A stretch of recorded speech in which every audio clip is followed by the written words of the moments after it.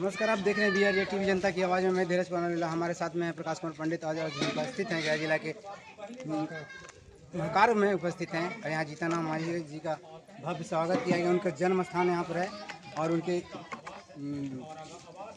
सहयोग में जो भी लोग कार्यकर्ताएँ यहाँ पहुँचे हैं उनसे बात करते हैं, चलते क्या उनके बारे में बताते हैं।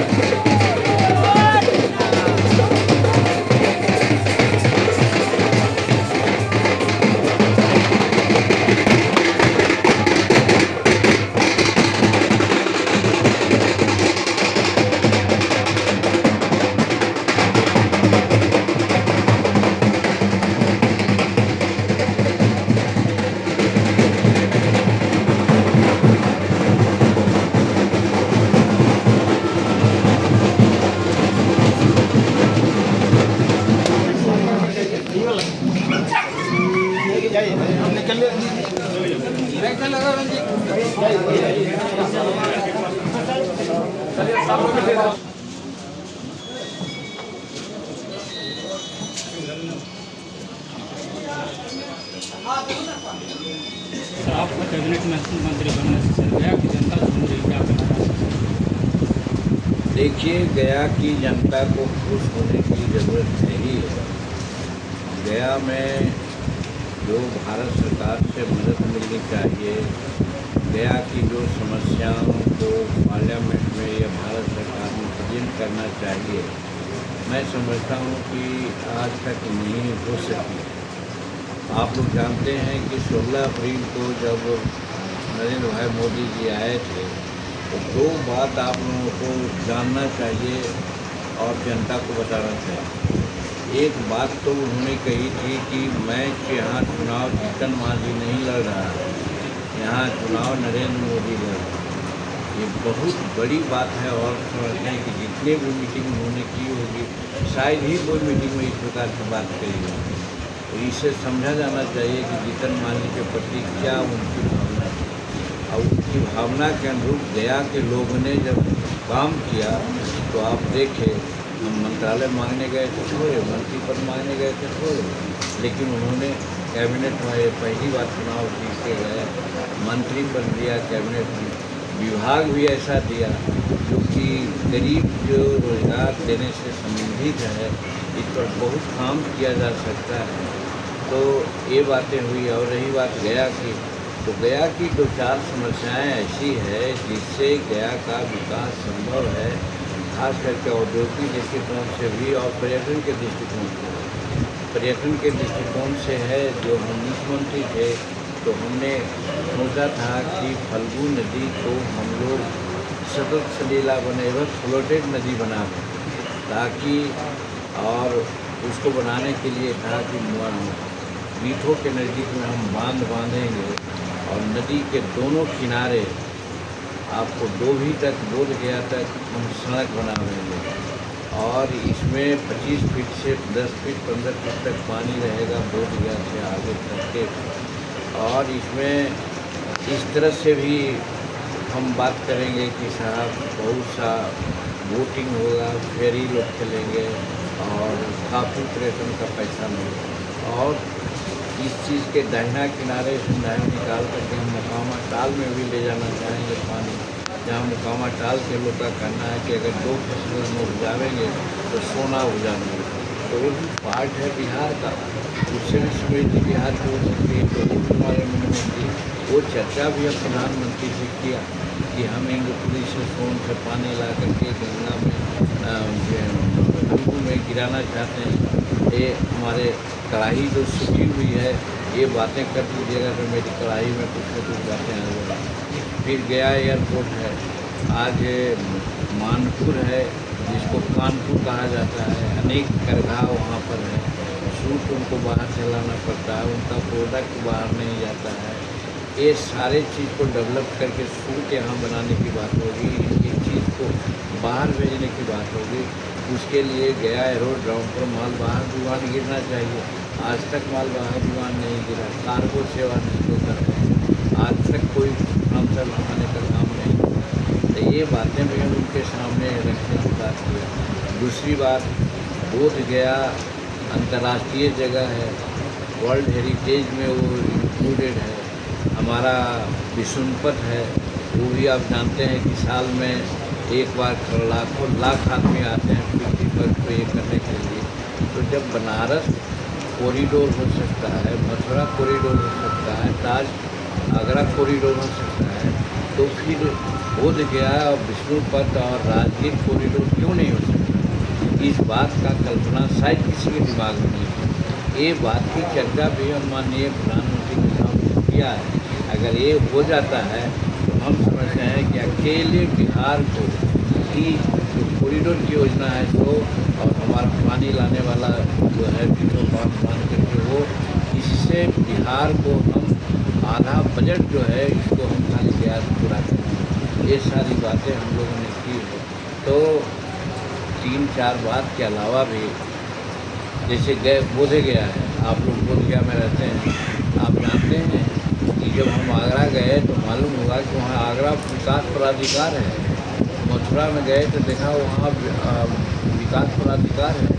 बोध गया जो हेरिटेज सिटी में है, अब उसको विकास प्राधिकार नाम बनाया है, तो वहाँ लॉ एंड ऑर्डर का विकास का प्रारूप एकदम शून्य है। ये आज तक कोई यहाँ का एमपी जानता है, किया है, लेकिन जीतन मांझी के दिमाग में है। उससे हमारे गरीब लोगों को भी काफ़ी मदद मिलेगी। लड़के वहाँ पर दौड़ता है, I am poor, please help me, इस तरह से दौड़ता है। ये ब्लैक स्पॉट है हम लोग के दिमाग पर, ऐसा हमारा कोई लोग नहीं सोचा, लेकिन मेरे दिल में वो दर्द है। हम चाहते हैं कि हमारे लड़का ऐसा नहीं जाए, उसको हम एक तरह से रोज़गार दें। आज विभाग भी हमको मिला है कि हम उसको भी रोज़गार देने का, ट्रेनिंग देने का विचार करेंगे। तो इस तरह से गया के सर्वांगीण विकास का काम हम करना चाहते हैं।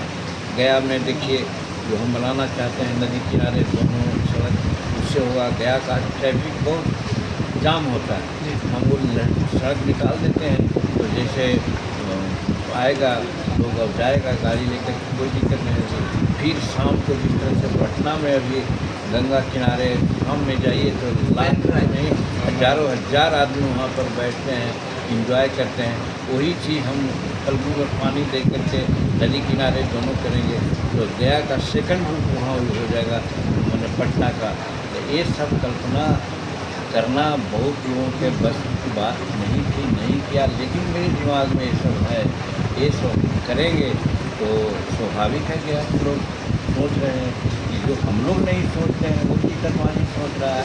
अब रही बात, हम पूजा नहीं करते हैं, लेकिन यहीं पर हम कहते हैं कि अगर भगवान के लिए है तो ये हम अपने लिए नहीं, हम करेंगे तो करोड़पति हो जाएंगे, तो बात तो नहीं है, लेकिन आम जन ज़रूर सुखी होगा।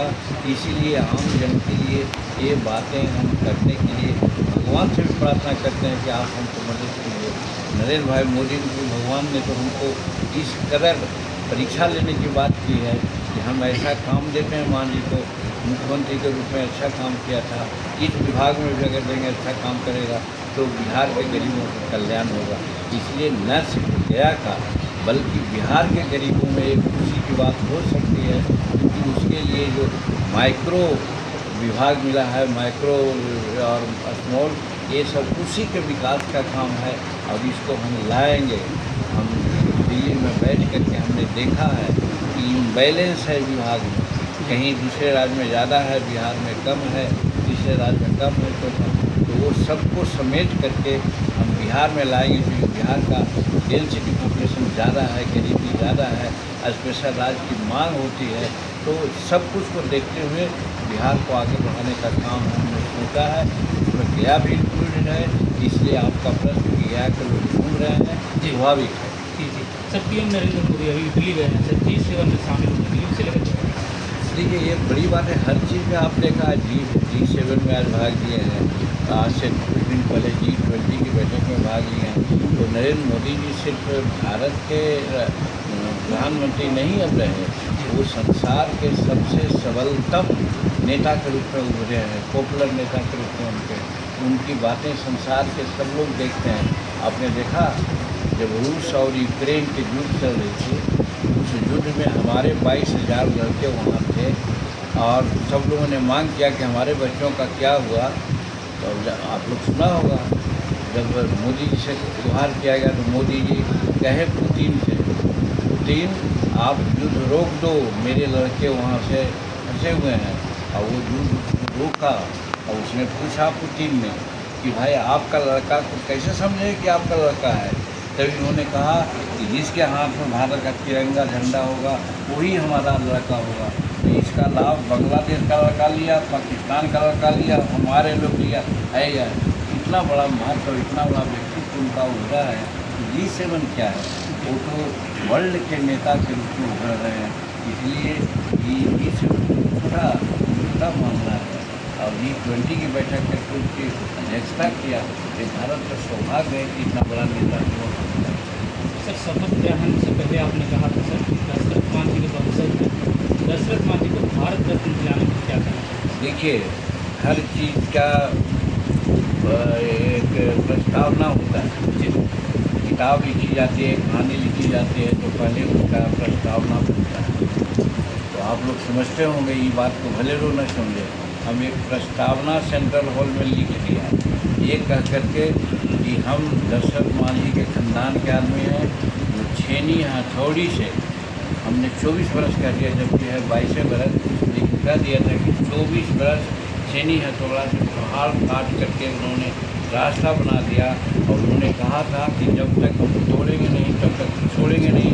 वैसे ही जीतन मांझी एनडीए के साथ आपसे है और रहेगा, इतना यकीन। तो एक तरफ हम अपनी कटिबद्धता दिखलाया, दूसरे अपना जो हमारा पुरखन है उसका इतिहास बताया। तो हम लोग पृष्ठभूमि तैयार कर लिया, आगे की बात देखा जाए।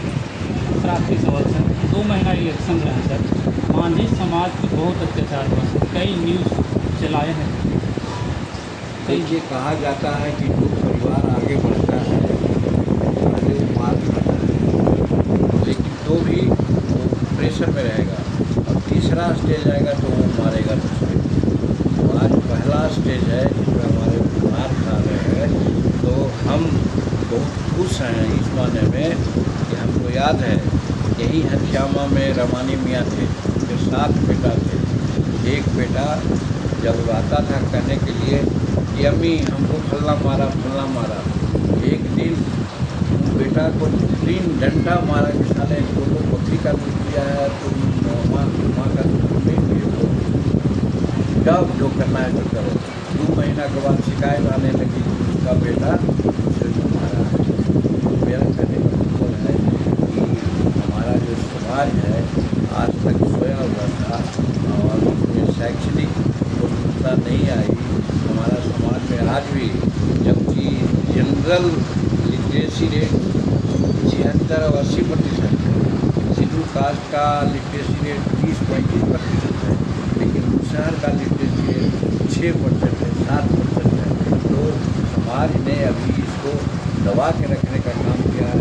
लेकिन 2015 में जब जीतन मांझी मुख्यमंत्री हुआ है उस दिन से इन लोगों में अवेकनेस आने लगा है और अवेकनेस की स्थिति आज जब हम केंद्रीय मंत्री हैं और ये इलेक्शन हुआ 1000 लोग गया, लेकिन जहां हम नहीं भी गए, हमारा संतोष नहीं भी गया, हमारा मुसलमान समाज एनडीए को लड़ कर के वोट दिया है और ये सब लोग जानता है। तो इसमें अवेकनेस आ रहा है, तो एवरी एक्शन है काउंट्री एक्शन, दूसरा लोग रिएक्ट करवे करेगा।